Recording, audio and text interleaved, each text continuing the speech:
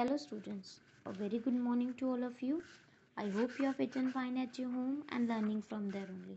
So students, we are again back with another video from class 8, chapter number 9, reproduction in animals. So before starting this video, once again we will recall what we have learned earlier. Okay, so I had explained you about reproduction in human beings. Male reproductive system I had explained you. Female we have gone through. Fertilization एक बार और explain करती हूँ.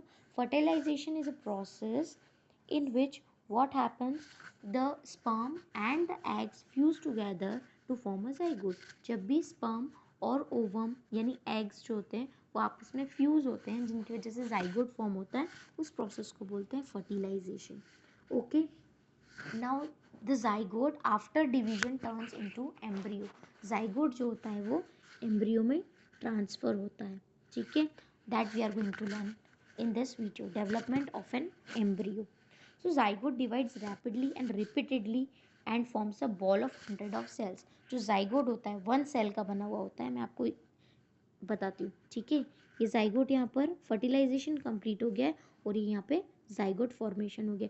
अब ये zygote क्या होगा, it will divide continuously, rapidly divide होगा, repeatedly divide होगा, जिसकी वजह से वो एक 100 सेल्स का एक बॉल बना लेगा.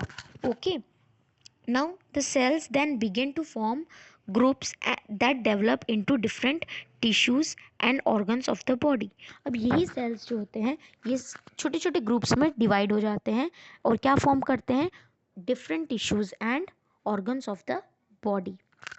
Now this developing structure is called embryo. ये जो डेवलपिंग स्ट्रक्चर होता है इसको बोलते हैं हम एम्ब्रियो. यहाँ पे आपको दिख रहा है डे 1 में एक सेल है, देन 2 सेल्स का डिवीजन हुआ, आफ्टर दैट 4 सेल्स, 8 सेल्स, और ये क्या उसने क्या बना लिया है, एक क्लस्टर बना लिया, एक ग्रुप बना लिया है सेल्स का, जिसकी वजह से अलग अलग टिश्यूज डेवलप हो रहे हैं एंड ये अलग डेवलपिंग स्ट्रक्चर्स जो हैं उनको हम बोल रहे हैं एम्ब्रियो. ठीक है, the embryo gets embedded in the wall of the uterus for further development. अब इतना डेवलपमेंट तो हो गया, अब और ज़्यादा डेवलपमेंट होने के लिए जो एम्ब्रियो होता है उसको कहाँ जाना होता है, यूटेरस की वॉल पर जाना होता है. यूटेरस मतलब female reproductive system. Okay, female reproductive system में यूटेरस आपको ध्यान है, यहाँ पे जहाँ पे ब्लास्टोसिस्ट आपको दिख रहा है ये है यूटेरस. दिख रहा है जाइगोट डिवीजन हो रहा है, मॉर्यूला बना रहा है, मॉर्यूला के बाद इट विल फॉर्मिंग ब्लास्टोसिस्ट और ये कहाँ पर जाके इम्प्लांट हो रहा है, यूटेराइन वॉल में. इस प्रोसेस को बोलते हैं इम्प्लांटेशन. मतलब इम्प्लांटेशन क्या प्रोसेस है, जाइगोट जो एम्ब्रियो में डेवलप हो रहा है, 100 सेल्स में डिवाइड हो रहा है, एक बॉल बना रहा है सेल्स का, एंड ये जो एम्ब्रियो के स्ट्रक्चर्स है डेवलप हो रहे हैं, फर्दर डेवलपमेंट के लिए यूटेराइन वॉल पे जाते हैं एंड यूटेराइन वॉल पे जा करके स्टिक हो जाते हैं, इम्प्लांट हो जाते हैं, जिस प्रोसेस को हम बोलते हैं इम्प्लांटेशन. ठीक है, the embryo continues to develop into the uterus. अब ये क्या होता है, ये जो एम्ब्रियो होता है ये कंटिन्यूसली डेवलप होता है कहाँ पर, यूटेरस में. ठीक है, जिसको हम एमनियोटिक कैविटी भी बोलते हैं. ठीक है, जिसमें एक फ्लूइड होता है amniotic fluid. It gradually develops into body parts. छोटे छोटे बॉडी पार्ट्स में डिवाइड हो जाता है, जैसे हैंड्स हुए, लेग्स हुए, हेड्स हुए, आईज हुई, ईयर्स हुए, एक्सेट्रा. तो एक ऐसा स्टेज है एम्ब्रियो का जहाँ पे वो डिफरेंट डिफरेंट बॉडी पार्ट्स में आइडेंटिफाई होने लगे, उसको हम बोलते हैं फीटस. ये वाली स्लाइड में आपको दिख रहा है, यहाँ पे कोई भी आपको बॉडी स्ट्रक्चर दिख रहा है नहीं, यहाँ पे आपको सिर्फ सेल्स दिख रहे हैं. अब ये सेल्स जब बॉडी के स्ट्रक्चर बना लेंगे, जैसे हैंड्स, लेग्स, ईयर्स, आइज बना लेंगे, तो उस एम्ब्रियो को हम क्या बोलेंगे, फीटस. समझ में आया. Now the foetus is attach to the uterus. ये फीटस किससे अटैच है, यूटेरस से अटैच्ड है, एक स्पेशल स्ट्रक्चर के थ्रू जिसको हम बोलते हैं प्लेसेंटा. ठीक है, प्लेसेंटा को हम एम्बेलिकल कॉर्ड भी बोलते हैं. अब प्लेसेंटा क्या प्रोवाइड करता है, प्लेसेंटा ऑक्सीजन प्रोवाइड करता है, न्यूट्रिशन प्रोवाइड करता है फीटस को, और जितना भी वेस्ट मटेरियल है उसको भी रिमूव करने में हेल्प करता है. When the development of foetus is complete, जब फीटस की डेवलपमेंट पूरी तरीके से कंप्लीट हो गई होती है, then the mother will give birth to the baby. The period of complete development of fetus from fertilization till the birth of a baby is called gestation period. एक ऐसा पीरियड जहाँ पर complete development हो गया है fetus का और fertilisation से लेकर के जब तक एक बेबी का बर्थ नहीं हो जाता तब तक के पीरियड को बोलते हैं जेस्टेशन पीरियड, जो कि यूजुअली 9 मंथ्स या 40 वीक्स का होता है ह्यूमंस में. So the act of giving birth to a baby is called parturition period. ठीक है, या फिर parturition process. Understand? Now the next topic which we are going to learn is the test tube babies. In some women what happens, fallopian tubes are blocked due to some reasons.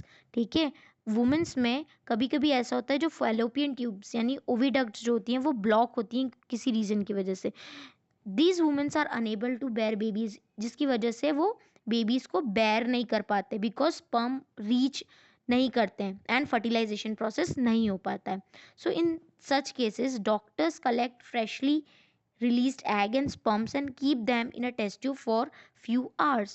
ठीक है, अब ऐसा process जिसमें fertilisation process नहीं हो पा रहा है तो उसमें डॉक्टर्स क्या करते हैं, आर्टिफिशियली वो स्पर्म्स और एग्स को कलेक्ट कर लेते हैं, उसको एक टेस्ट ट्यूब में रखते हैं फ्यू आवर्स के लिए और इन विट्रो फर्टिलाइजेशन कराते हैं, आईवीएफ जिसे हम बोलते हैं.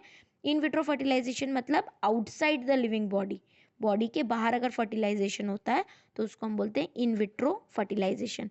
अब फर्टिलाइजेशन होने के बाद क्या होता है, जो जाइगोट है उसको डेवलप कराया जाता है अबाउट अ वीक, और आफ्टर दैट एक वीक के डेवलपमेंट के बाद उसको वूम में मतलब मदर्स के यूटरस में वापस प्लेस कर दिया जाता है जहाँ पर कंप्लीट डेवलपमेंट होता है.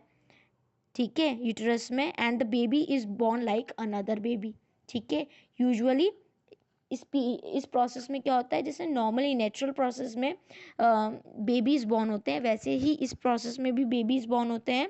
And this technique is known as test tube baby. Test tube baby क्यों बोला गया है, because the babies means fertilisation is occurring in the test tube. Okay, the next topic which we are going to learn is development of embryo in hen. hen में कैसे development होता है embryo. अब internal fertilisation takes place in hen. hen में भी internal fertilisation होता है but वो यंग वंस को बर्थ नहीं देते हैं क्योंकि वो ओवी पैरस होते हैं, मतलब एग्स ले करते हैं.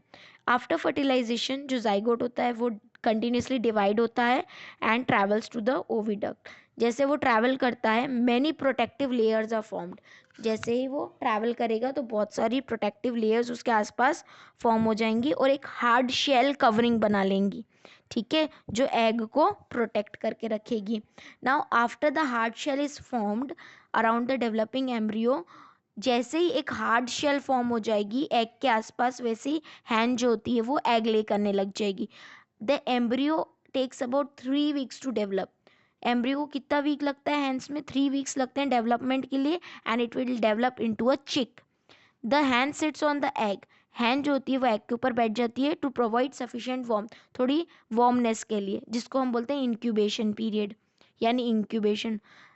आफ्टर दैट डेवलप होता है एक chick, takes place inside the eggshell during this period, जिसकी वजह से एगशेल के अंदर चिक का डेवलपमेंट होने लग जाता है. व्हेन द चिक इज कम्प्लीटली डेवलप, जैसे ही एग के अंदर चिक डेवलप हो जाएगा वैसे ही जो एगशेल रहती है वो बस्ट हो जाएगी और इसको हम बोलते हैं हैचिंग.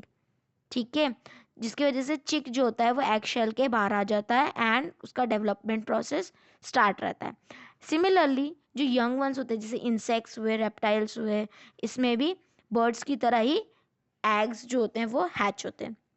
अगर हम अडल्ट की बात करते हैं, यंग वन से अडल्ट की बात करेंगे, तो न्यू इंडिविजुअल जो ऑलरेडी बॉर्न हो चुका है यानी हैच्ड हो चुका है, एग से बाहर आ चुका है. ठीक है, अब उसको हम क्या बोलेंगे, अडल्ट बोलेंगे.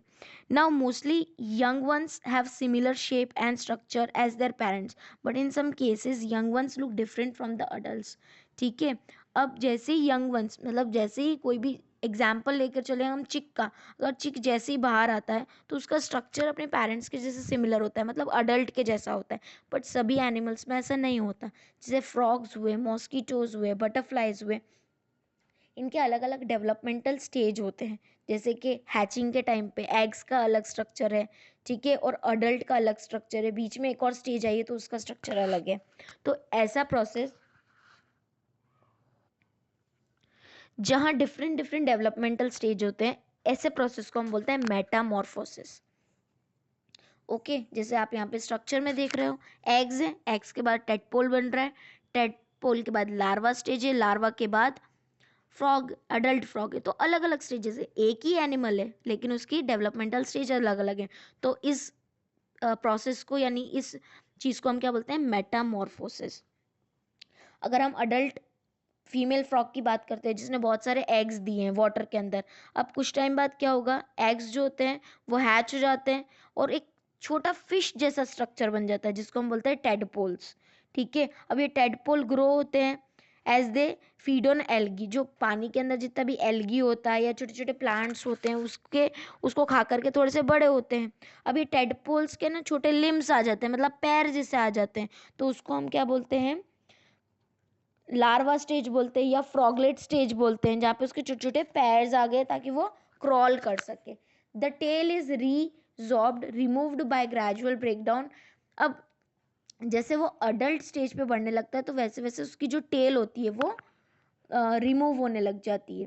ठीक है, द ट्रांसफॉर्मेशन, अब ऐसा ट्रांसफॉर्मेशन जहाँ पे लार्वा, लार्वा मतलब फ्रॉगलेट स्टेज जो होती है वो चेंज हो जाती है किसमें, एक ड्रास्टिक चेंज रहती है जिसकी वजह से एक अडल्ट फ्रॉग बनता है, उसको हम बोलते हैं मेटामॉर्फोसिस।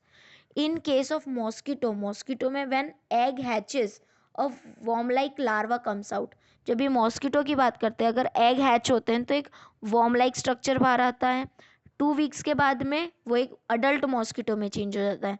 अगर हम बटरफ्लाइज की बात करते हैं तो बटरफ्लाइज में भी सेम होता है, पहले मॉथ स्ट्रक्चर आता है, फिर लार्वा, फिर प्यूपा, देन उसके बाद एक अडल्ट बटरफ्लाई यानी एक अडल्ट इंसेक्ट फॉर्म होती है।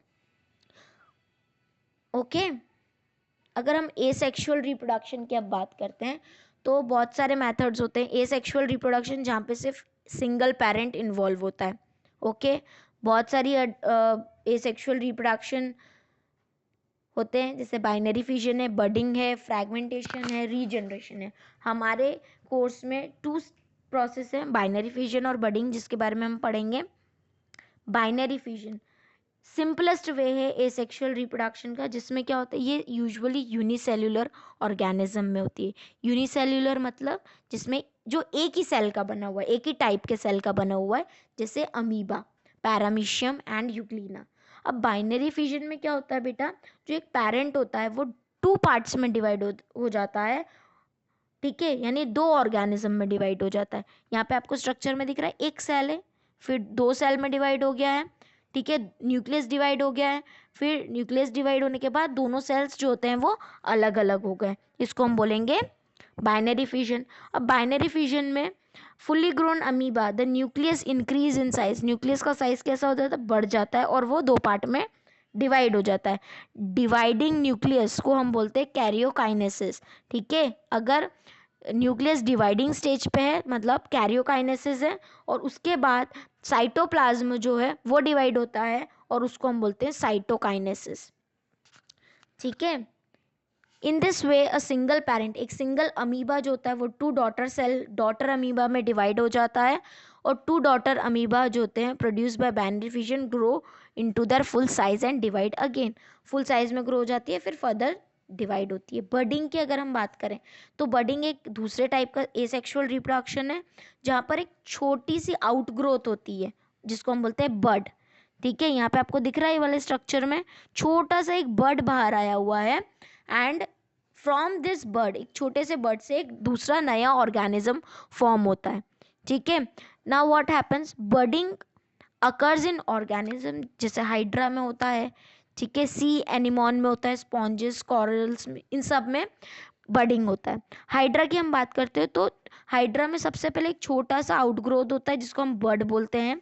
अब बर्ड जैसे जैसे ग्रो होता जाता है it will increase in size, size में अपने इंक्रीज हो जाता है, अपने टेंटिकल्स फॉर्म कर लेता है, अपना माउथ फॉर्म कर लेता है। जैसे ही उसका पूरा बॉडी स्ट्रक्चर फॉर्म हो जाता है वो अपने पेरेंट से डिटैच हो जाता है, मतलब अलग हो जाता है और एक नया हाइड्रा फॉर्म कर लेता है जिसको हम बोलते हैं डॉटर हाइड्रा।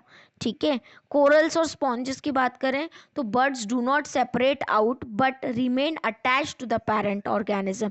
कोरल्स और स्पॉन्जेस में जो बर्ड्स होते हैं वो पेरेंट्स के साथ अटैच होते हैं. While attaching to the parent body they attain full size and reproduce again and form a colony.